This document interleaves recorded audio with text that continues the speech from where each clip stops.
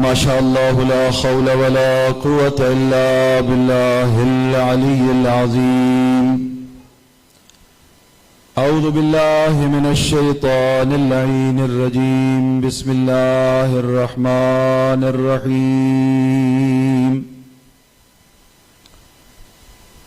الحمد لله الذي لا يبلغ مدحته القائلون ولا يحصي نعماءه العادون ولا يؤدي حقه المجتهدون الذي لا يدركه بعد الهمم ولا يناله غوص الفطن. والصلاة والسلام على خير خلقه وأشرف بريته الذي سمي في السماء بأحمد وفي الأرضين بأبي القاسم محمد.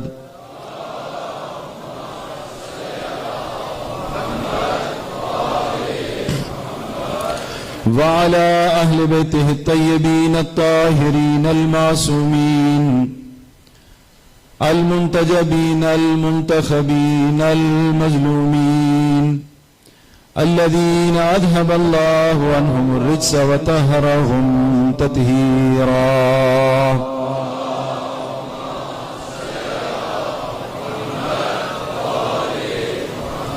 ورحمة الله على محبيهم ومواليهم ولعنة الله على أعدائهم ملعونين من يوم عداوتهم إلى قيام يوم الدين. رب اشرح لي صدري ويسر لي أمري واحلل عقدة من لساني يفقه قولي.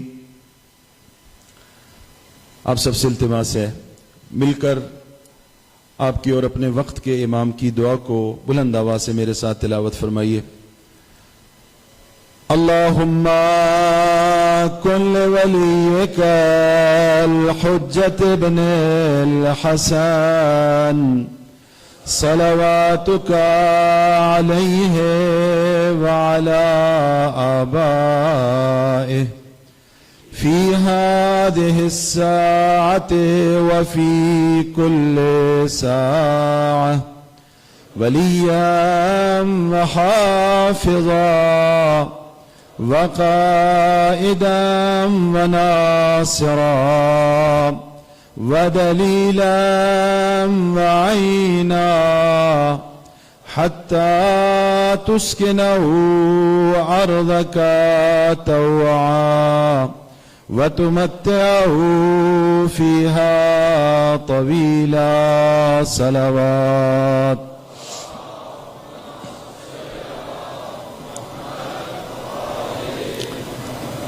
أما بعد فقد قال الله تبارك وتعالى في محكم كتابه ومبرم خطابه وهو أصدق الصادقين. بسم الله الرحمن الرحيم. يا أيها الذين آمنوا اتقوا الله وكونوا مع الصادقين. صلوات.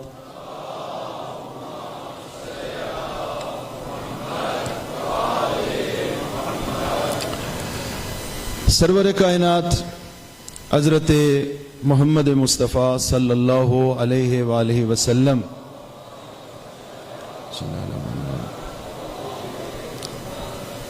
کی ساری مبارک زندگی کا مطالعہ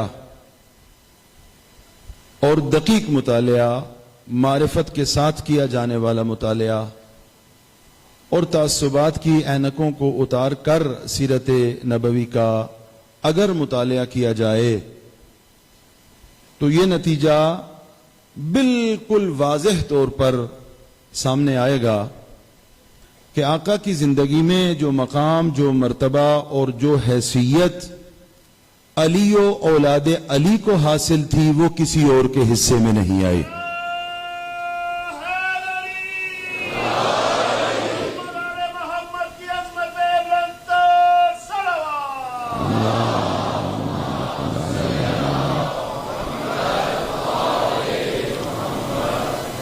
تمام ذوات مقدسہ اہل بیت مولا میر کائنات علی حیدر کرار ہوں، حضرات حسنین کریمین ہوں، صدیقہ طاہرہ ہوں، یا آقا علی حیدر کرار کے صلب مطہر سے آنے والے ائمہ ہدی علیہم الصلوۃ والسلام ہوں، جو مقام اور مرتبہ پیغمبر خاتم نے اپنی نورانی زندگیوں میں ان شخصیات کا بیان فرمایا ہے، وہ کسی اور کے لیے بیان نہیں کیا۔ میں گزشتہ گفتگو سے مسلسل عرض کیا چلا آ رہا ہوں کہ یہ جو ممبر ہے اور یہ جو عزا خانہ ہے اور یہ جو فرش عزا ہے، یہ جوڑنے کے لیے ہے، یہ توڑنے کے لیے نہیں ہے۔ اور دعوت دے کر بات کر رہا ہوں کہ آپ تشریف لائیں اس فرش عزا پہ، یہاں بحریہ کا فرش عزا ہے، جہاں بھی آپ جا سکتے ہیں۔ آپ ہم طالب علموں سے پوچھیں، مکتب اہل بیت کے غلاموں سے پوچھیں، دسترخوان علم اہل بیت سے خیرات لینے والے سے پوچھیں کہ اہل بیت اگر اتنے باعظمت ہیں تو یہ کیوں اتنے باعظمت ہیں؟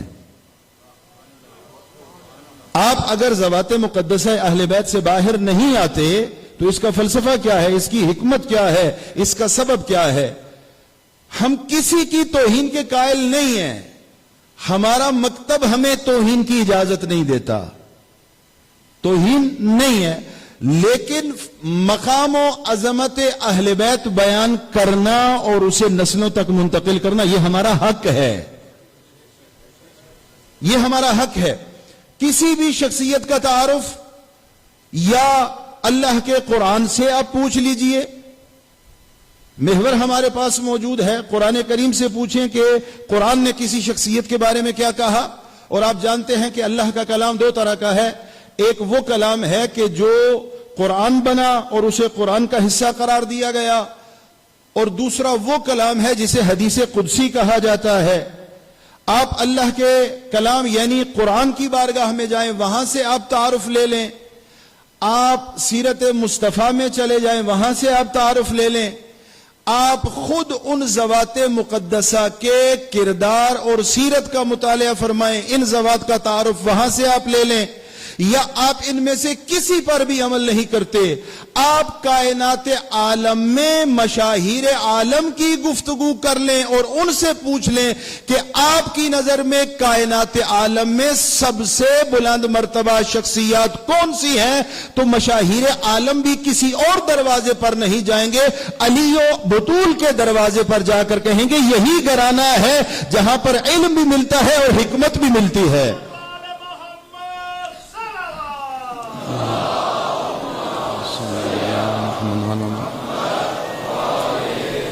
خب شخصیت کے تعارف کے لیے یہی معیار ہے نا، یا اللہ کا کلام ہے، یا پاک پیغمبر صلی اللہ علیہ وآلہ وسلم کے نورانی کلمات ہیں، یا پاک پیغمبر کی عملی سیرت ہے، یا خود ذوات مقدسہ معصومین کے فرامین ہیں، ان کا عملی کردار ہے، اور یا کائنات کے جو بڑے بڑے مشاہیر عالم ہیں ان کی سنت اور سیرت ہے اور ان کے اقوال ہیں جس سے ہمیں پتہ چلے گا۔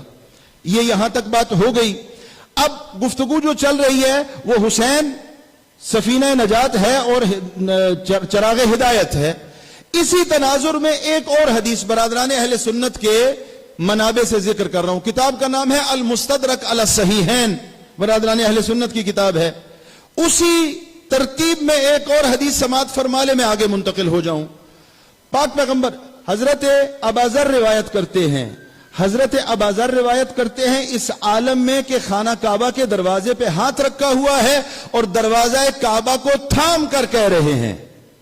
حضرت ابوذر برادران اہل سنت کے منابع میں ارشاد فرماتے ہیں کہ ایھا الناس، جو مجھے جانتا ہے وہ جانتا ہے، جو نہیں جانتا تو میں تعارف کرائے دیتا ہوں کہ میں ابوذر ہوں۔ خانہ کعبہ کے دروازے پہ ہاتھ رکھ کے ارشاد کہتے ہیں کہ میں نے پیغمبر کو یہ ارشاد فرماتے ہوئے سنا، مثل اہل بیتی کا مثل سفینۃ نوح۔ یہاں صرف سرکار سید الشہداء کی بات نہیں، یہ بات آگے بڑھ گئی۔ وہاں کل تک جو گفتگو تھی سرکار سید الشہداء، جناب ابوذر فرما رہے ہیں کہ میرے اہل بیت کی مثال سفینہ نوح کی مثال ہے، من رکبہا، جو اس سفینہ پر سوار ہو جائے گا وہ نجات پا جائے گا، اور جو اس سفینہ سے ہٹ جائے گا گمراہی اور ضلالت اس کا مقدر بن جائے گی۔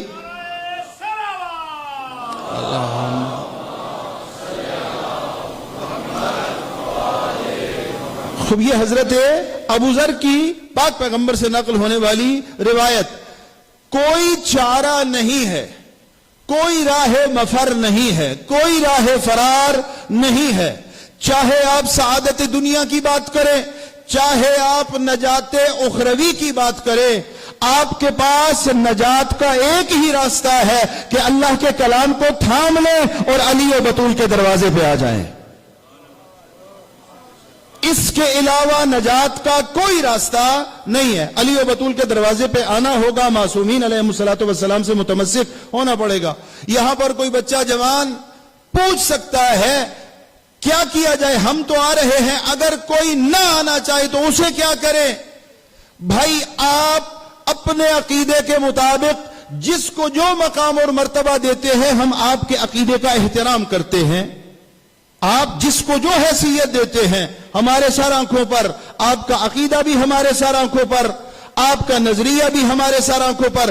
اپنے بچوں کو یہ جملہ ضرور کہنا چاہوں گا, جو جتنی جہاں جیسی محترم شخصیات ہیں وہ بھی اپنی جگہ پر سعادت محسوس کرتی ہیں کہ کوئی تحریر حسنین لکھ کے دے دے.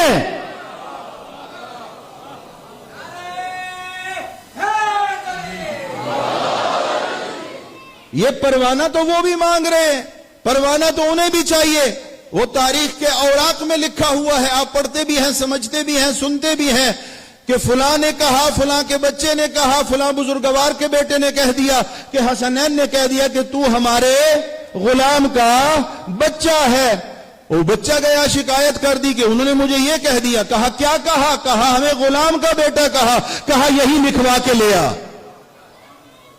یہی تحریر لے کے آ جا. توجہ فرما رہے ہیں, دروازہ علی و بطول کے علاوہ کوئی گزارا نہیں ہے, کسی کا بھی کوئی گزارا نہیں ہے. یہ تمہیدی گفتگو سنیے, میں آپ کو ایک نقطے کی طرف لے کے جانا چاہ رہا ہوں.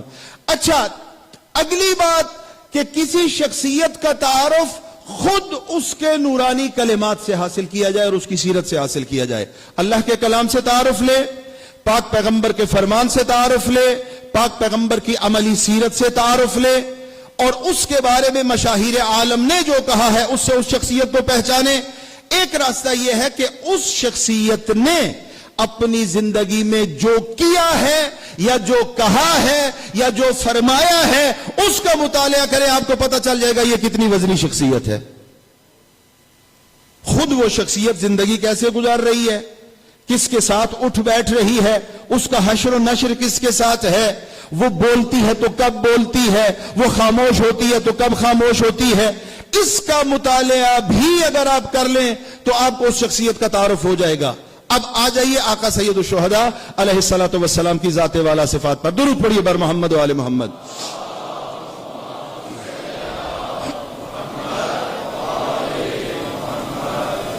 آقا سید الشہداء نے 28 رجب کو مدینہ چھوڑا اور 2 محرم کو کربلا تشریف فرما ہوئے. اس مسلسل سفر کے دوران آپ نے نصیحتیں بھی فرمائی ہیں اور آپ نے وصیتیں بھی فرمائی ہیں.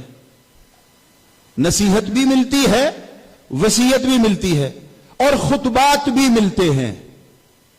حتیٰ کہ شہادت سے کچھ وقت پہلے تک بھی آقا رہنمائی اور ہدایت کر رہے ہیں. خطبات ارشاد فرما رہے ہیں, مسلسل رہنمائی کر رہے ہیں. ہم یہاں سوال کریں, آقا آپ شہادت کے لیے آمادہ و تیار ہیں, اب تو آپ اس ہدایت سے بظاہر وقتی طور پہ رک جائیے. آقا جواب دیں گے, میں رحمت للعالمین کا بیٹا ہوں, میں جس منصب پہ ہوں انہیں سمجھ نہیں آتی, مجھے پتا ہے میں کس منصب پہ ہوں. اب یہاں تک میں آپ کو لے آیا. اب آقا کا ایک 3-4 جملوں پر مشتمل فرمان ہے, اس کو سماعت فرمائیے, اگلے حصے کی طرف بڑھ جاؤں گا. آقا نے لشکر اعداء کو مخاطب کیا. سرکار سید الشہداء کو پہچانیے, کون ہے حسین ابن علی, کیا عظمت ہے حسین ابن علی کی. آقا سید الشہداء نے لشکر اعداء کو مخاطب کیا, دشمنوں کو مخاطب کیا اور کہا, یا ویلکم لم تقتلونی, وائے ہو تم پر کیوں میرے قتل کے در پے ہو. تھوڑی توجہ فرمائیے گا. یا ویلکم لم تقتلونی, وائے ہو کیوں میرے قتل کے در پے ہو. علی سنت بدلتها ام علی شریعت غیرتها ام علی جرم فعلته ام علی واجب ترکته. کیوں میرے قتل کے در پے ہو؟ 4 جملے آقا نے ارشاد فرمائے. کیا میں نے سنت مصطفیٰ میں کوئی تبدیلی کی ہے؟ کیا میں نے شریعت محمدی میں کوئی تبدیلی کی ہے؟ کیا میں نے کسی واجب کو ترک کیا ہے یا تمہاری دانست میں نے کسی جرم کا ارتکاب کیا ہے؟ کیوں میرے قتل کے در پے ہو؟ شریعت میں نے تبدیل کی ہے, جرم میں نے انجام دیا نعوذ باللہ, حکم خدا کو تبدیل کیا ہے, یا تم میں سے کسی کا دعویٰ یہ ہے کہ حسین ابن علی نے ہمارا حق نعوذ باللہ غصب کیا ہے جس کی وجہ سے ہم حسین کے قتل کے در پہ ہیں. کیا کیا ہے میں نے؟ آقا کے اس سوال کے جواب میں کیا کہا ہوگا لشکر اعداء نے؟ نہ شریعت کی تبدیلی کی بات کی, نہ حکم کی پائمالی کی بات کی, نہ سنت میں تغیر و تبدل کی بات کی, نہ کسی جرم کے ارتکاب کی بات کی. سب نے یک زبان ہو کر کہا انا نقتلک بغضا لابیک علی ابن ابی طالب. ان میں سے کوئی وجہ نہیں ہے کہ ہم تیرے ساتھ جنگ کرنے آئے ہیں. نہ تو نے شریعت میں تبدیلی کی ہے, نہ تو نے حکم خدا کو پائمال کیا ہے, نہ تو نے کوئی جرم ارتکاب کیا ہے. ان میں سے کچھ بھی نہیں ہے. کیوں تیرے ساتھ جنگ کر رہے ہیں؟ انا نقتلک بغضا لابیک علی ابن ابی طالب. ہم تیرے ساتھ جنگ اس لیے کر رہے ہیں کہ ہمارے دلوں میں تیرے بابا علی حیدر کرار کا بغض و کینہ بھرا ہوا ہے. تیرے ساتھ تو ہمیں کوئی مشکل نہیں ہے, تیرے ساتھ تو ہمیں کوئی عداوت نہیں ہے. تیرے بابا نے, اب سمجھیے بات کہاں سے چلی اور کہاں تک. میں نے ابتدا میں کہا تھا نہیں ہو سکتا فضائل اہل بیت کو سمجھا جائے جب تک مظلومیت اہل بیت کو سامنے نہ رکھا جائے, اور مظلومیت اہل بیت بھی تب تک صحیح سمجھ نہیں آئے گی جب تک فضائل اہل بیت کا صحیح معنوں میں ادراک نہ کیا جائے. یہ علی حیدر کرار کی مظلومیت ہے اور 61 ہجری کی بات ہو رہی ہے. یہ سرور کائنات نے علی حیدر کرار کو فرمایا تھا اے علی میری آنکھیں بند ہونے کی دیر ہے, تیرے بارے میں جو بغض و کینہ لوگوں نے دلوں میں چھپایا ہوا ہے وہ سارا آشکار ہو جائے گا. آقا سرور کائنات نے فرمایا تھا. صلوات پڑھیے بار محمد و آل محمد.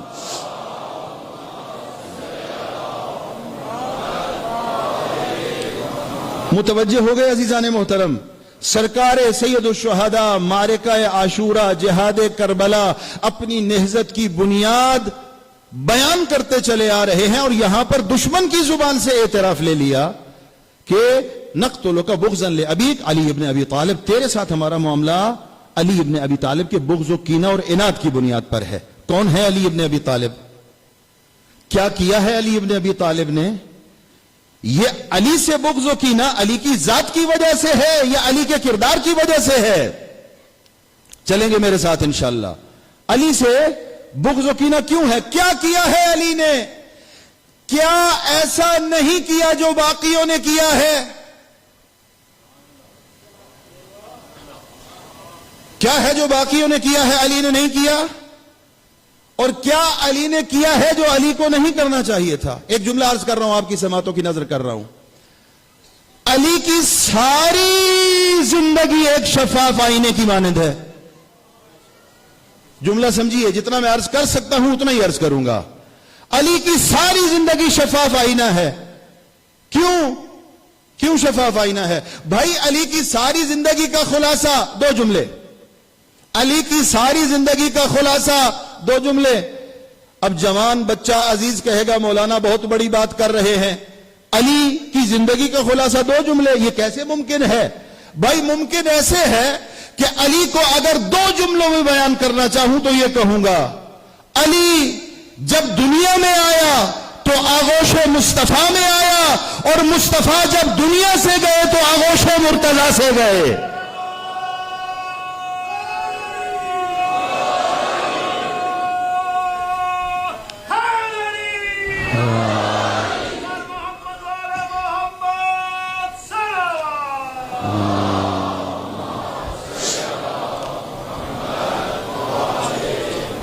اس سے ہٹ کے تو نہیں ہے نا علی شیر خدا کی زندگی. دنیا میں تشریف فرما ہوئے, آغوش مصطفیٰ ملی, اور مصطفیٰ دنیا سے تشریف لے گئے تو انہیں آغوش علی مرتضی ملی. علی نے کیا کیا جو علی کو نہیں کرنا چاہیے تھا؟ آپ اس بغض و کینہ کی وجوہات تلاش کریں گے تو آپ اسلام کی بنیادی جنگوں میں علی کا کردار دیکھیں گے. کسی کے باپ کو مارا, کسی کے دادا کو مارا, کسی کے چچا کو مارا, کسی کے ماموں کو مارا, کسی کے نانا کو مارا. بھائی اسلام کی کوئی جنگ اس وقت تک جنگ نہیں بنتی, غزوہ نہیں بنتا, کوئی فتح مبین نہیں بنتی جب تک علی ابن ابی طالب کا نام نامی نہ آ جائے. علی شیر خدا کے نام کے بغیر نہ آپ کے غزوے مکمل ہیں, نہ آپ کی جنگیں مکمل ہیں, نہ آپ کی اسلام کی تاریخ مکمل ہے, نہ آپ کی اسلام کی کوئی حیثیت مکمل بنتی ہے جب تک علی کا تذکرہ نہ ہو. کہا جا رہا ہے بغضاً لأبی کا علی ابن ابی طالب, آپ کے بابا کے بغض کی وجہ سے ہم آپ کے جنگ کے در پہ ہیں. اللہ اکبر. دعوت عشیر سے لے کر میدان غدیر تک, دعوت عشیر سے لے کر میدان غدیر تک پیغمبر نے جو علی کے لیے کہا ہے کسی اور کے لیے اس کا ایک ذرہ بھی دکھا دو. جتنا پیغمبر نے علی شیر خدا کے لیے بیان فرمایا ہے, خلوت میں ہے تو علی کے بارے میں بیان فرما رہے ہیں, جلوت میں ہے تو علی کے بارے میں فرما رہے ہیں, آیت اتر رہی ہے تو علی جب آتے ہیں تو آیت پہلے بتاتے ہیں, آیت اترنے کا انتظار کرتے ہیں, تعویل بھی دیتے ہیں, تفسیر بھی دیتے ہیں, ظاہر کا علم بھی علی کو دیتے ہیں, باطن کا علم بھی علی کو دیتے ہیں, یہاں تک کہ خلوتیں بھی کرتے ہیں, سرگوشیاں بھی کرتے ہیں, نجوہ بھی کرتے ہیں تو صرف علی سے کرتے ہیں.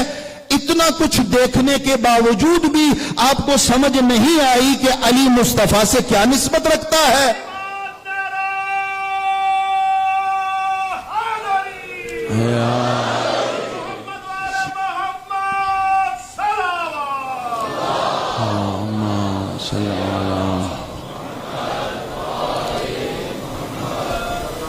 پیغمبر کی کوئی محفل علی کے ذکر کے بغیر مکمل نہیں ہے. پیغمبر کی کوئی جنگ علی کے تذکرے کے بغیر مکمل نہیں ہے. پیغمبر کی کوئی صلح علی کے تذکرے کے بغیر مکمل نہیں ہے. تلاش کر لیں تاریخ کے صفحات میں وہ کون ہے کہ جنہوں نے پیغمبر کی صلح پر بھی شک و شبہات کا اظہار کیا تھا. علی نے تو جب نام لکھ دیا تھا اور کہا گیا تھا کہ علی نام مٹاؤ, علی نے فرمایا تھا جب محمد کا نام لکھ دیا علی کیسے جرأت کرے کہ اسے مٹا دے. علی شیر خدا نے تو اس نام کو مٹانے سے بھی انکار کر دیا کہ جو لکھا جا چکا ہے, میں نام مصطفیٰ کو لکھا ہوا دیکھ کر اس کو مٹانے کی جسارت نہیں کر سکتا. یہ علی نے فرمایا, یہ علی کا جرم ہے, یہ علی کی تقصیر ہے کہ علی نے اپنی ساری زندگی اس انداز میں گزاری ہے کہ کبھی پیغمبر کی بات پر بات نہیں لائے, پیغمبر کے حکم پر چونو چرا نہیں کی. پیغمبر نے جو کہہ دیا علی نے فرما دیا سلمنا. پیغمبر نے کہا اٹھ جاؤ, علی اٹھ گئے. پیغمبر نے کہا بیٹھ جاؤ, علی بیٹھ گئے. پیغمبر نے کہا میری جان کو خطرہ ہے, آج رات میری جان کو خطرہ ہے, یہ دشمن میری جان کے در پہ ہیں. پیغمبر نے فرمایا علی میں اپنی جان بچانا چاہتا ہوں, تجھے سلانا چاہتا ہوں. نہیں کہا یا رسول اللہ اپنی جان بچا کر مجھے سلا رہے ہو. کہا بھی تو ایک جملہ کہا, میرے سونے سے آپ بچ جائیں گے.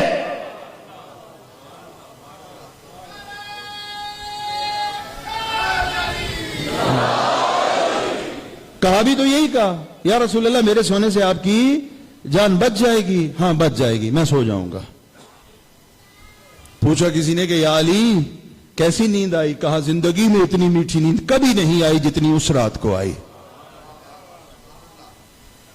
ایسی نیند کبھی بھی نہیں آئی جیسی حکم پیغمبر سے بستر رسول پر سونے کے بعد یہ مجھے نیند آئی. ایک شعر میں ریفرنس کے ساتھ عرض کر رہا ہوں, پیر نصیر الدین نصیر ریفرنس دے رہا ہوں اس لیے کہ یہ آپ کے میڈیا کے توسط سے جہاں جہاں آواز جا رہی ہے، پیر نصیر برادران اہل سنت کا بہت بڑا نام ہے، بہت بڑا نام. اور اس محفل مقاصدہ میں خود بیٹھا ہوا تھا. قبلہ صاحب بھی تشریف فرما تھے. جامعۃ الکوثر میں یہ محفل مقاصدہ ہوئی، پاکستان کے وطن عزیز کے بڑے بڑے شعراء موجود تھے. اس میں انہوں نے ایک کلام کہا تھا، دے کے بستر کر گئے تھے فیصلہ ہجرت کی شب. پیر نصیر الدین نصیر پھر حوالہ دے رہا ہوں، دے کے بستر کر گئے تھے فیصلہ ہجرت کی شب، عقل کا اندھا ابھی ترتیب کے چکر میں ہے.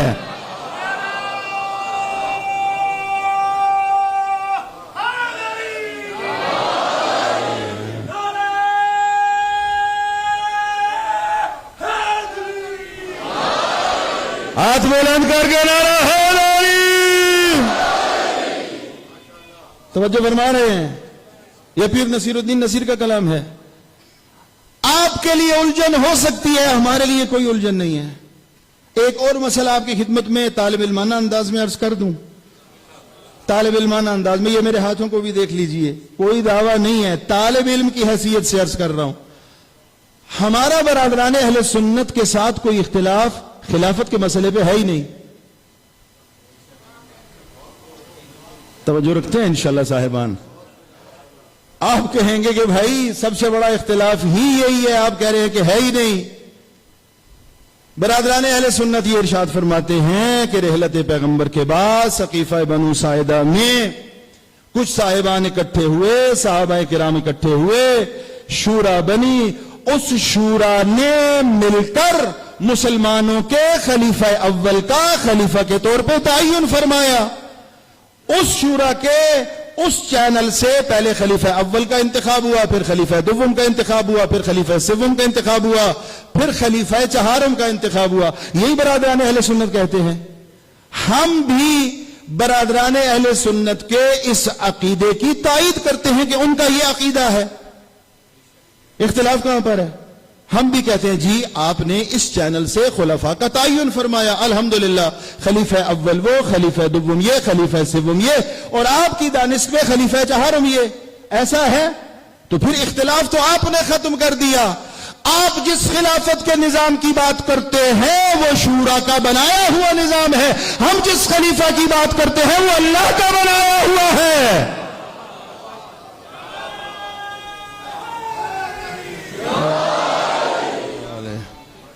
ہم تو بندوں کے بنائے ہوئے خلیفے کی بات نہیں کرتے، لہذا آپ سے اختلاف بھی نہیں کرتے.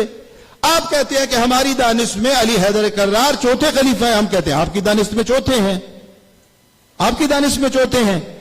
آپ کا نظریہ ہمارے اوپر امپلیمنٹ نہیں کیا جا سکتا، جس طرح ہم اصرار نہیں کرتے کہ ہمارے نظریے کو آپ قبول کریں. توجہ فرما رہے ہیں. آپ اعتراض کرتے ہیں کہ آپ علی کو اتنا بڑا کر دیتے ہیں کہ محمد چھپ جاتے ہیں. آپ پریشان تو نہیں ہو رہے؟ علی اتنا بڑا کر دیتے ہیں کہ محمد چھپ جاتے ہیں. ہم کہتے ہیں کہ آپ نے محمد کو اپنوں سے سنا ہے، اس لیے علی ہم سے سن کے محمد چھوٹے لگتے ہیں. آپ ہم سے علی کو سنیں، پھر آپ کو پتا چلے جس محمد کا علی اتنا بڑا ہے وہ محمد کتنا بڑا ہوگا.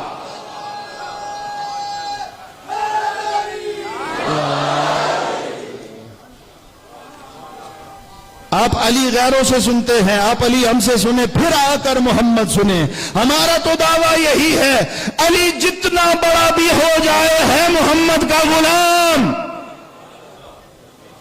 علی جتنا بعظمت ہو جائے ہے محمد کا غلام، اس لیے کہ خود علی فرما رہے ہیں انا عبد من عبید محمد، علی محمد کے غلاموں میں سے ایک غلام ہے. صلوات پڑھیے بر محمد و آل محمد.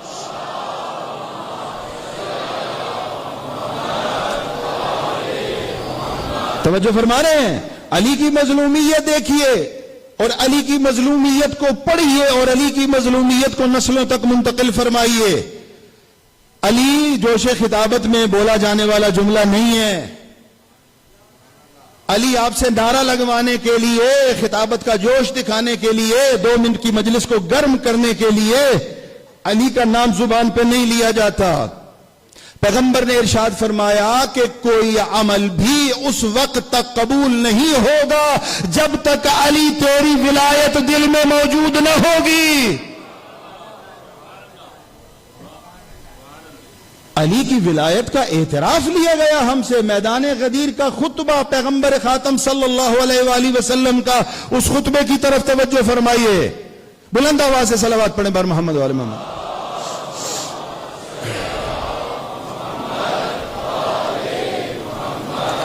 آپ خطبہ غدیر کو اٹھا کر دیکھ لیجئے. خطبہ غدیر میں پیغمبر نے کیا کیا اور کہاں پر کیا اور کیسے کیا. 1,20,000 تک کی تعداد تو مدینہ سے چلی پیغمبر کے ساتھ, ایسا ہے. اور کچھ صاحبان اطراف سے بلائے گئے, پیغمبر نے باقاعدہ سے بلایا, آرڈر دیا کہ ان کو آنا ہے, ضروری آنا ہے, کوئی گھر میں نہیں رک سکتا. پیغمبر کے آرڈر سے آئے, خواستہ یا نہ خواستہ. ازواج مطہرات تشریف فرما ہوئی, ازواج بھی ساتھ موجود ہیں, اصحاب بھی ساتھ موجود ہیں, اور علماء تشریف فرما ہیں. بڑی ذمہ داری سے عرض کر رہا ہوں, ایک مرتبہ نہیں متعدد مرتبہ حکم خدا آیا, یا رسول اعلان کرو, یا رسول اعلان کرو. پیغمبر نے گویا کہ ایک جملہ کہا, یا اللہ اتنا بڑا اعلان یہ تحمل نہیں کر سکتے. ولایت علی حیدر کرار کا اعلان برداشت نہیں کر سکتے.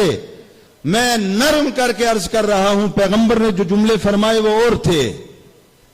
یا اللہ میرے اطراف میں کچھ ایسے لوگ موجود ہیں, کچھ ایسے لوگ موجود ہیں, کچھ ایسے لوگ موجود ہیں, کیسے بیان کروں. یہاں تک کہ جب یہ قافلہ غدیر کے مقام پہ پہنچا, اس وقت وہ آیت اتاری گئی, وَإِن لَمْ تَفْعَلْ فَمَا بَلَّغْتَ رِسَالَتَ. حبیب بار بار کہا جا رہا ہے, یاد رکھ اگر یہ پیغام نہ پہنچایا تو رسالت کا کوئی کام بھی نہ کیا.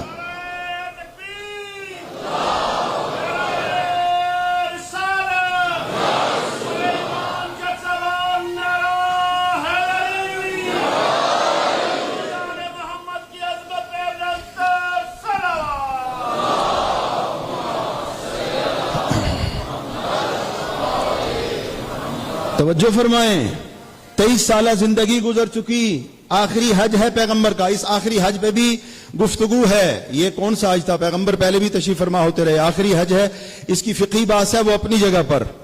23 سالہ زندگی مکمل ہو چکی پیغمبر کی, جنگیں لڑی جا چکی, غزوات لڑے جا چکے, ایسا ہے یا نہیں ہے, حلال و حرام کو پہنچایا جا چکا, احکام فقہ کو تدریجاً ابلاغ کیا جا چکا ہے. کسی ایک مرحلے پر بھی یہ انداز آیت کا نہیں دکھائی دے گا جو یہاں ابلاغ ولایت کے موقع پر دکھائی دیا ہے. وَإِن لَمْ تَفْعَلْ فَمَا بَلَّغْتَ رِسَالَتَ. آپ نے جنگیں لڑی, آپ نے جہاد کیا, آپ کے دانت شہید ہوئے, آپ پر مشکلات آئیں, آپ کو ہجرت کرنا پڑی, آپ کو بہت دکھ اٹھانے پڑے. یہ 23 سالہ زندگی میں جتنی تکلیفیں آپ نے اٹھائیں وہ ساری ہیج ہو جائیں گی اگر علی حیدر کرار کی ولایت کا اعلان نہ کیا. یہ برادران اہل سنت کے ہاں بھی موجود ہے. اور اعلان ولایت کے بعد جو انداز اپنایا گیا, مجھے احساس ہے اس بات کا کہ وقت کافی ہو چکا ہے, لیکن یہ میں موضوع سم اپ کر کے آگے بڑھوں گا. انداز جو اپنایا گیا, تاریخ میں نہ اس سے پہلے کوئی ایسا اجتماع دیکھا گیا نہ اس کے بعد دیکھا گیا. اس سے پہلے بھی ایسا اجتماع نہیں تھا, اس سے بعد میں بھی ایسا اجتماع نہیں دیکھا گیا. جادہ اصلی سے پیغمبر نے کہا کہ میدان میں اتر جاؤ, وہ جو سڑک ہے اس کو چھوڑ دو اور میدان میں چلے جاؤ. اختلاف روایت میرے سامنے ہے, بعض کے مطابق صرف 3 درخت تھے, بعض کے مطابق 5 درخت تھے. پیغمبر نے کہا صرف ان درختوں کو باقی رہنے دو, باقی سب کچھ صاف کر دو, میدان کو صاف کر دو. پھر ایک سائمان بنایا گیا, سبز کپڑا لٹکایا گیا, کسی رنگ کا کپڑا لٹکایا گیا. بعض علماء نے یہاں ایک شیرین اور دلچسپ تعبیر استعمال کی, دیکھوں گا کون میرے ساتھ چل رہا ہے. پیغمبر نے ارشاد فرمایا, جاؤ منبر کے لیے کچھ لے کے آ جاؤ.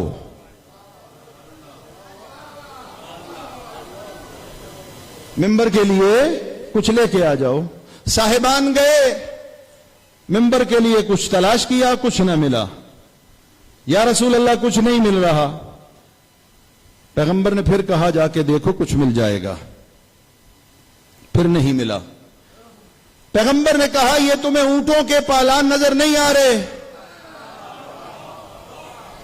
جی نظر آ رہے ہیں۔ کہا ان سے ممبر بناؤ، ممبر بن گیا۔ کیا کرنا چاہتے ہیں پیغمبر؟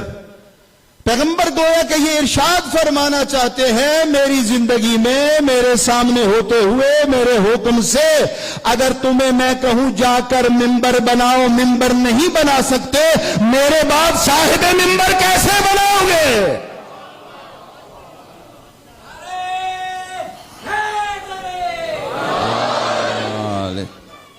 ممبر پر تشریف فرما ہوئے، وہ اعلان فرمایا، وہ غدیر کا خطبہ پڑھا، اور اس خطبہ غدیر میں بچے نوجوان عزیز توجہ فرمائیں، اس خطبہ غدیر میں اللہ کی وحدانیت اور توحید کا تذکرہ ہے، ائمہ کی امامت کا تذکرہ ہے، علی حیدر کرار کو ان کے نام سے یاد کیا گیا ہے، آپ کے نظام امامت کو بیان کیا ہے، آپ کے 12ویں آقا اور مولا کا نام لے کر یاد کیا گیا ہے۔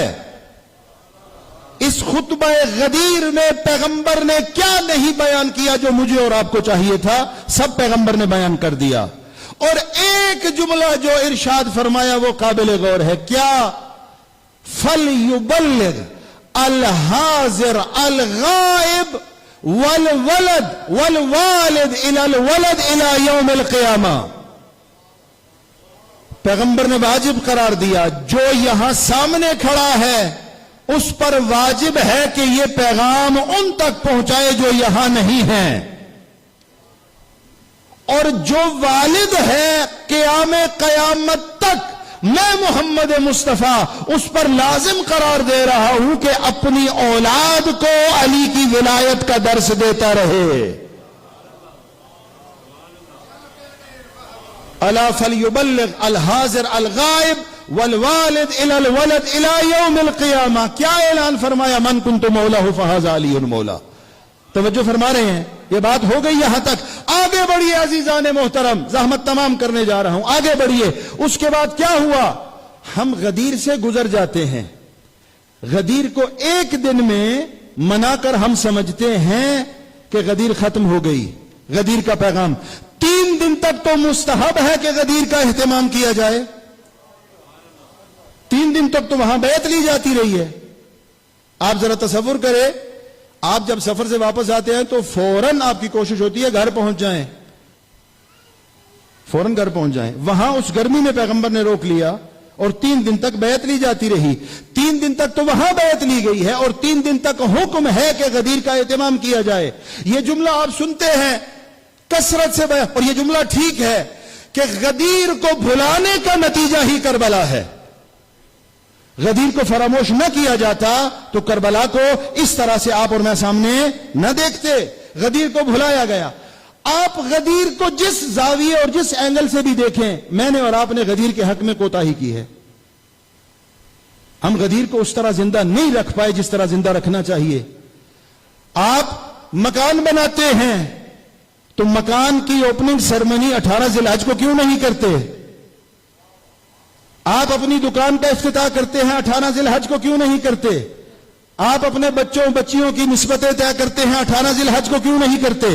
آپ اپنی ہر خوشی کو اس غدیر کے ساتھ متصل اور جوڑتے کیوں نہیں ہیں؟ آپ اور میں اپنی زندگی میں غدیر کے حوالے سے کمزوری کا شکار ہیں، نہیں ہونا چاہیے۔ 3 دن تک بیعت حکم پیغمبر سے لی گئی، ایک طرف خواتین کا خیمہ لگایا گیا، ایک طرف مردوں کا خیمہ لگایا گیا، درمیان میں ایک تشت آب پانی کا برتن رکھا گیا، عورتیں ادھر سے اس پانی کے برتن میں ہاتھ رکھتی، ادھر سے علی شیر خدا ہاتھ رکھتے، اور علی کی ولایت کا اقرار کیا جاتا۔ ازواج نے بھی اقرار کیا، امہات نے بھی اقرار کیا، بڑی امہات المومنین میں سے جو تھی انہوں نے بھی اقرار کیا، جو چھوٹی تھی انہوں نے بھی اقرار کیا۔ توجہ فرما رہے ہیں؟ زینب بنت جہش موجود تھی جو امہات المومنین میں بڑی تھی، وہ بھی اعتراف میں شامل تھی، جو سن کے اعتبار سے چھوٹی تھی وہ بھی شامل تھی، صدیقہ طاہرہ نے اقرار کیا۔ البتہ فرق اتنا ہے باقیوں نے پانی میں ہاتھ ڈال کر بیعت کی ہے، زہرا اطہر نے علی کے ہاتھوں میں ہاتھ دے کر بیعت کی ہے۔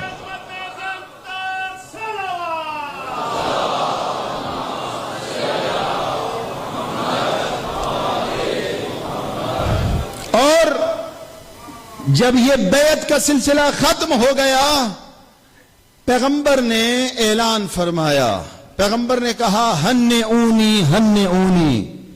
کہیں تاریخ مصطفیٰ میں دیکھ لیں یہ جملہ اور ملتا ہے. پیغمبر نے اصحاب کو مخاطب کیا، کیا ہو گیا؟ بیعت کر کے بیٹھ گئے ہو، چہرے ماند پڑ گئے ہیں، رنگ اڑ گئے ہیں، آگے بڑھو، مجھ مصطفیٰ کو مبارکباد دو. پیغمبر نے مبارکباد مانگی ہے، مجھے مبارکباد دو. یا رسول اللہ علی کو مبارکباد دیں یا آپ کو دیں؟ پیغمبر خاتم نے ارشاد فرمایا مجھے اس لیے مبارکباد دو کہ اللہ رب العزت نے مجھ محمد مصطفیٰ کو خاتم الانبیاء کے طور پہ چنا ہے، میرے بھائی علی حیدر کرار کو خاتم الاوصیاء کے لیے چنا ہے. نہ ختم نبوت کا سلسلہ ہمارے گھر سے باہر نکلا، نہ خاتمیت وصایت کا سلسلہ ہمارے گھر سے باہر نکلا. صلوات پڑھیے بار محمد و آل محمد.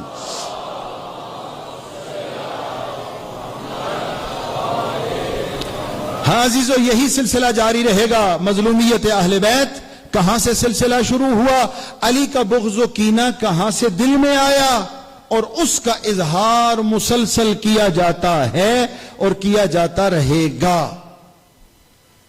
دو دھڑے، دو گروہ تو قیامت تک ساتھ ساتھ چلیں گے، ایک وہ حق کے راستے والے اور ایک وہ باطل کے راستے والے. عزیزان محترم، آج 4 محرم ہم گزار چکے، 4 محرم گزار چکے. میری ہمیشہ یہ کوشش ہوتی ہے عشرہ محرم میں کہ اس شہزادی اور اس بی بی کا تذکرہ ضرور کیا جائے جس کے تذکرے کے بغیر کربلا مکمل ہی نہیں ہوتی، جس کے تذکرے کے بغیر کربلا مکمل نہیں ہے. عقیلہ بنی ہاشم، زینب کبریٰ. 2 جملے اس شہزادی کی فضیلت کے سن لیں. جب یہ شہزادی تشریف فرما ہوئی دنیا میں، سرور کائنات کو خبر ملی، سرور کائنات تشریف فرما ہوئے اور کہا کہ میری بیٹی کو لے کے آؤ. شہزادی کو لایا گیا، اپنے دستے مبارک میں لیا اور کہا کہ نام کیا رکھا ہے؟ کہا کہ نہ پہلے بچوں میں نام کے حوالے سے آپ پہ سبقت ہوئی، نہ اس شہزادی کے حق میں نام کے حوالے سے سبقت کی گئی. نام آپ رکھیں گے. نام رکھا گیا. پھر پیغمبر نے اپنے اصحاب کے مجمع میں اصحاب کو خطاب کیا، کہا میرے صحابیوں، تم ہمیشہ مجھ سے سوال کرتے تھے کہ خدیجۃ الکبریٰ کے اسلام پہ بڑے احسانات ہیں، کیسے ہم خدیجہ کے احسانات کا بدلہ چکا سکتے ہیں؟ پیغمبر خاتم نے کہا یہ جو میری بیٹی ہے نا نواسی، یہ خدیجہ سے شباہت رکھتی ہے. اگر تم خدیجہ کے احسانات کا بدلہ کسی حد تک چکانا چاہتے ہو، میری اس بیٹی کا حیا کرنا، میری اس بیٹی زینب کبریٰ کا حیا کرنا، اس کی عظمت کا خیال کرنا، میرے بعد بھی اس کی عظمت کا. یہ پیغمبر خاتم نے ارشاد فرمایا. عزیزو، آپ جانتے ہو کہ سرور کائنات کے پاس جب فاطمہ زہرا تشریف فرما ہوتی تھی، سرور کائنات اٹھ کر استقبال کرتے تھے. یہ تو آپ نے سنا ہے. روایات یہ بتاتی ہیں کہ زینب کبریٰ جب اپنے بھائی حسین کے پاس آتے، حسین مسند چھوڑ کے استقبال فرمایا کرتے تھے، کھڑے ہو کر اپنی بہن عقیلہ بنی ہاشم کا استقبال کرتے تھے. اجرکم علی اللہ، اجرکم علی اللہ. 2 خواتین ایسی ہیں جنہوں نے اپنے بابا کے لہجے میں کلام کیا ہے. ایک رسول کی بیٹی فاطمہ زہرا ہے جس نے اپنے بابا کے لہجے میں کلام کیا، اور دوسری علی کی بیٹی زینب کبریٰ ہیں جنہیں اپنے بابا کے لہجے میں کلام کیا. عظمتوں والی بی بی ہے، مظلومہ کائنات. بڑے حوصلے سے تھک کے نہ سنیں. یہ خوش بختی اور خوش قسمتی کے لمحات ہیں جو ہم اس بی بی کو پرسہ دینے بیٹھے ہیں جسے پرسہ نہیں دینے دیا گیا. حسرت لے کے دنیا سے گئی کہ جس طرح حسین کا ماتم کرنا چاہتی تھی اس طرح نہیں کر سکی. اس کا پرسہ دینے بیٹھے ہو. اجرکم علی اللہ، اجرکم علی اللہ. آقا سید الشہداء علیہ الصلوۃ والسلام سے کیا تعلق ہے اور کیا محبت ہے، اندازہ لگائیے۔ جب شہزادی کی نسبت طے ہوئی، نسبت جناب عبداللہ ابن جعفر طیار سے، دو شرطیں رکھی گئیں، دو شرطیں عقد میں رکھی گئیں۔ کیا؟ پہلی شرط، زینب کو حسین سے بڑی محبت ہے، ہر روز زینب حسین سے ملاقات کیا کرے گی، ہر روز زینب حسین بھائی سے ملاقات کرے گی، ایک۔ اور دوسری شرط، میری زینب حسین کے بغیر رہ نہیں سکتی، اگر کسی وقت حسین سفر پہ جائے زینب کو حسین کے ساتھ بھیجا جائے گا۔ اللہ جانے جو ایک دن بھائی سے جدا نہیں رہ سکتی، 70 قدم پہ کیسے کھڑے ہو کر منظر دیکھا ہوگا۔ اجرکم علی اللہ، اجرکم علی اللہ، اجرکم علی اللہ۔ یہ زینب کبریٰ کی عظمت کو نمایاں کرنے کے لیے عرض کر رہا ہوں۔ دو آنکھوں میں آنسو، آنکھوں میں دو آنسو آ جائیں، میری اور آپ کی بخشش کا سامان بن جائیں۔ اس شہزادی کو دو ناموں سے جانتے ہو نا، دو ناموں سے، یا ام المصائب کہہ کے یاد کرتے ہو، ام المصائب، اور دوسرا نام شریکت الحسین، غم میں، دکھ میں، مصیبت میں حسین کی شریک۔ جملہ بدل دیتا ہوں، جب تک حسین زندہ تھا یہ شریکت الحسین تھی، جب حسین رخصت ہو گیا خود حسین بن گئی اور حسین بن کے دکھایا۔ ایک اور جملہ سماعت فرمائیے، حسین کون ہے؟ حسین وہ عظمتوں والا امام ہے جو اکبر کو بھی راہ خدا میں دے دے، جو اصغر کو بھی راہ خدا میں دے دے، جو قاسم کو بھی راہ خدا میں قربان کر دے، جو عباس جیسے کڑیل بھائی کو بھی قربان کر دے، جو اون محمد کو بھی قربان کر دے، اور ان سب کو قربان کر کے سر سجدہ پروردگار میں رکھے، اسے حسین کہتے ہیں۔ اور جو حسین کو قربان کر کے سر سجدہ پروردگار میں رکھے اسے زینب کبریٰ کہتے ہیں۔ اجرکم علی اللہ، اجرکم علی اللہ، اجرکم علی اللہ۔ جو خدا پر اپنا حسین بھی قربان کر دے اسے زینب کبریٰ کہتے ہیں۔ میں جملہ تبدیل کر دیتا ہوں، جو خدا کے دین پر اپنی ماں زہرا کی چادر بھی قربان کر دے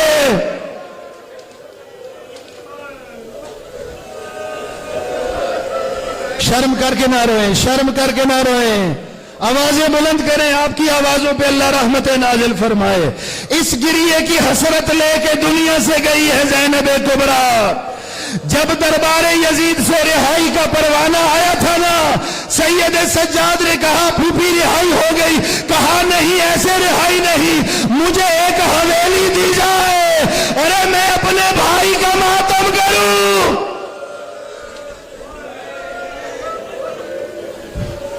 یہ عظمتوں والی بی بی ہے زینب کبریٰ، یہ عظمتوں والی بی بی ہے مظلومہ۔ اجرکم علی اللہ۔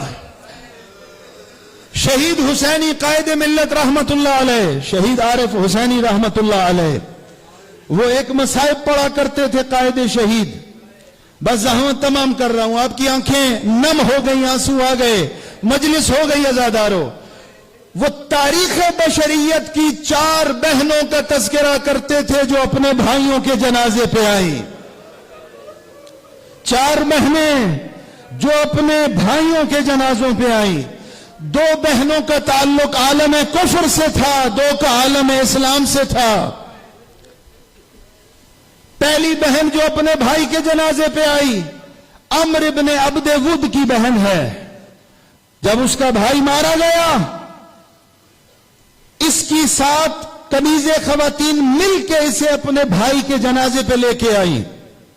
یہ بھائی کے جنازے پہ آئی، اس نے بھائی کے جنازے کو دیکھا اور اس کو سکتہ ہو گیا، خاموش ہو گئی، آنسو نہیں نکلے۔ ساتھ آنے والیوں نے سوچا یہ بے ہوش ہونے والی ہے، اس کا شانہ ہلایا، کہا یہ تیرے بھائی کا جنازہ ہے، کہا مجھے معلوم ہے، کہا پھر روتی کیوں نہیں ہو؟ کہا میں اس لیے نہیں روتی کہ میرے بھائی کا قاتل کوئی بہت شریف انسان تھا، اجرکم اللہ، اجرکم اللہ، اس نے میرے بھائی کو قتل کیا ہے لیکن میرے بھائی کے بدن کی بے احترامی نہیں کی۔ یہ پہلی بہن ہے جو عالم کفر سے ہے اور بھائی کے جنازے پہ آئی پیغمبر کی زندگی میں۔ دوسری بہن مرحب کی بہن ہے، جب مرحب مارا گیا پیغمبر گزرے، ایک خاتون رو رہی تھی، پیغمبر نے حضرت بلال سے پوچھا یہ کون ہے؟ کہا مرحب کی بہن ہے۔ کہا جاؤ اسے بھائی کے جنازے تک احترام سے پہنچاؤ، وہ ہمارے مقابلے میں آیا تھا، وہ مارا گیا، لیکن اب ہماری انسانیت اور بشریت کے احترام کا تقاضا یہ ہے کہ اس کی بہن کے ساتھ احترام کا معاملہ کیا جائے، عزت سے اس کی بہن کو بھائی کے جنازے پہ لے جاؤ۔ میں نے مصائب پڑھ دیا، یہ دو بہنیں عالم کفر کی بہنیں ہیں، پیغمبر کی زندگی میں آئیں، پیغمبر نے ان کے احترام کو محفوظ رکھا۔ تیسری بہن حضرت حمزہ سید الشہداء، سرکار ابا عبداللہ سے پہلے حضرت حمزہ کو سید الشہداء کہتے تھے، ان کی بہن پیغمبر کی پھوپھی، علی شیر خدا کی پھوپھی، جنگ احد میں حضرت حمزہ شہید ہوئے اور خبر دی گئی حضرت صفیہ کو کہ آپ کا بھائی مارا گیا ہے۔ کہا میں اپنے بھائی کے جنازے پہ جانا چاہتی ہوں۔ آئی جنازے کی طرف، علی شیر خدا بڑھ کے گئے رسالت میں آپ کے پاس اور کہا کہ پھوپھی آپ کی اور میری پھوپھی بھائی کے جنازے پہ آنا چاہتی ہیں۔ رسول خدا نے کہا روک دو، ابھی نہیں آنے دینا، خود تشریف فرما ہوئے۔ جناب حمزہ کا قد بڑا تھا، پیغمبر نے فرمایا چونکہ حمزہ کے بدن کی بے احترامی کی گئی ہے، اس بدن کو ڈھانک دو، چھپا دو۔ بدن پہ چادر ردا ڈالی گئی، اتنے قداور تھے، پاؤں پھر بھی باہر تھے، درختوں کے پتوں سے حضرت حمزہ کے بدن کو چھپایا گیا۔ کہا اب لے کے آ جاؤ۔ جناب صفیہ آئی اور آ کر کہا یا رسول اللہ میرا بھائی کہاں ہے؟ کہا یہ تیرے بھائی کا جنازہ ہے پھوپھی۔ کہا میں بھائی کے چہرے کو دیکھنا چاہتی ہوں۔ پیغمبر نے کہا گریہ کر لو، لیکن رسول ہو کے حکم دے رہا ہوں بھائی کے چہرے کو دیکھنے کی خواہش نہ کرنا۔ یا رسول اللہ میرا بھائی ہے، بہنوں کی حسرت ہوتی ہے کہ وقت آخر اپنے بھائی کا دیدار کریں۔ رسول خدا نے فرمایا حسرت ہوتی ہے، لیکن تیرا بھائی جس حالت میں ہے بہن برداشت نہیں کر سکے گی۔ اجرکم اللہ۔ اے رسول خدا یہ 3 بہنیں ہیں آپ کی زندگی میں آئیں، عزادارے یہ میرے ہاتھ دیکھو سادات و مومنین، چوتھی بہن کون ہے؟ چوتھی بہن وہ ہے نہ کائنات میں اس جیسی کوئی بہن ہے نہ اس جیسا کوئی بھائی ہے۔ بہن ہے علی و بطول کی بیٹی، بھائی ہے نواسہ رسول۔ کب آئی ہے؟ عصر عاشور کے بعد آئی ہے اپنے بھائی کے مقدس بدن پر۔ شرم کر کے نہ روئے، شرم کر کے نہ روئے۔ آئی ہے بھائی کے مقدس بدن پر، لیکن کس عالم میں آئی ہے؟ رسن بستہ آئی ہے، ناکے پہ بٹھائی گئی ہے، محمل کا انتظام مکمل نہیں ہے۔ آئی ہے بھائی کے بدن پر۔ ایک دفعہ بھتیجے کو دیکھا، کہا سجاد بیٹا یہ بتا میرا بھائی کہاں ہے؟ اب زینب نے سوال پوچھا، سجاد کے چہرے پہ موت کی زردی آئی۔ زینب سمجھ گئی اگر کچھ دیر سجاد اس حالت میں رہا سجاد دنیا سے رخصت ہو جائے گا۔ اب عباس کی بہن نے خود کو ناکے سے گرایا اور جس طرح عباس زمین پہ آیا۔ شرم کر کے نہ روئے، شرم کر کے نہ روئے، آوازوں کو بلند کرے۔ جس طرح عباس زمین پہ آیا تھا اس طرح زینب کبریٰ زمین پہ آئی۔ سید سجاد نے کر کہا پھوپھی اماں سواری کے بیٹھنے کا انتظار کیوں نہیں کیا؟ رو کے کہا بیٹا جو تیرے چہرے کی کیفیت تھی اگر سواری کے بیٹھنے کا انتظار کرتی پھر کوفہ و شام اکیلا جانا پڑتا۔ اجرکم اللہ، 2 منزلیں اور زحمت تمام۔ اپنی اپنی حاجات کو ذہن میں رکھیں۔ اب آئی رسن بستہ ہے، ٹوٹی ہوئی تلواریں ہیں، پتھر ہیں، نیزے ہیں، مجھ سے مت پوچھو، مقتل بھی شاید خاموش ہو۔ یہ بعض علماء نے لکھا، اللہ جانے کس طرح 2 روایات ہیں۔ ایک روایت یہ کہتی ہے اللہ جانے کس طرح پتھروں کے ڈھیر سے اپنے ماجائے کے بدن کو نکالا ہے، اپنے سینے سے لگایا ہے، سینے سے لگا کے رخ کیا ہے نانا کے مدینے کا، اور یہ جملہ کہا ہے اے رسول خدا صلی علیہ ملیک السماء، آپ پر تو فرشتوں نے درود بھیجا، ذرا اپنے نواسے کو دیکھیے۔ زحمت تمام، زحمت تمام۔ عزاداروں، رونے والوں، گریہ کرنے والوں، رسم دنیا یہی ہے، شریفوں کا دستور یہ ہے اگر کسی گھر میں میت ہو جائے، کوئی جوان مارا جائے، کوئی بوڑھا مارا جائے، کوئی عزیز مارا جائے، اس کی بہنوں کا انتظار کیا جاتا ہے، ایسا ہے یا نہیں؟ بہنوں کا انتظار کیا جاتا ہے، اور جوان مارا جائے بہن بھائی کے لاشوں سے جدا نہیں ہوتی۔ اب رسم دنیا کیا ہے؟ شریفوں کا دستور یہ ہے خاندان کے بڑے محرم آگے آتے ہیں، اس خاتون کے سر پہ ہاتھ رکھتے ہیں اور یہی جملہ کہتے ہیں بیٹی تیرا دکھ بہت بڑا ہے، تیرا درد بہت بڑا ہے، لیکن کیا کرے مشیت پروردگار یہی ہے، اب جانے والا چلا گیا، رکھے مورخین کے سر پہ قرآن، جب آئی ہے بھائی کے جنازے پر خدا کی قسم زینب اٹھی نہیں ہے، زینب کو اٹھایا گیا ہے، اور کیسے اٹھایا گیا ہے؟ ارے رسول کی بدن پہ ظلم ہوا، جب تک زندہ رہی کربلا کے ظلم کو یاد کرتی رہی۔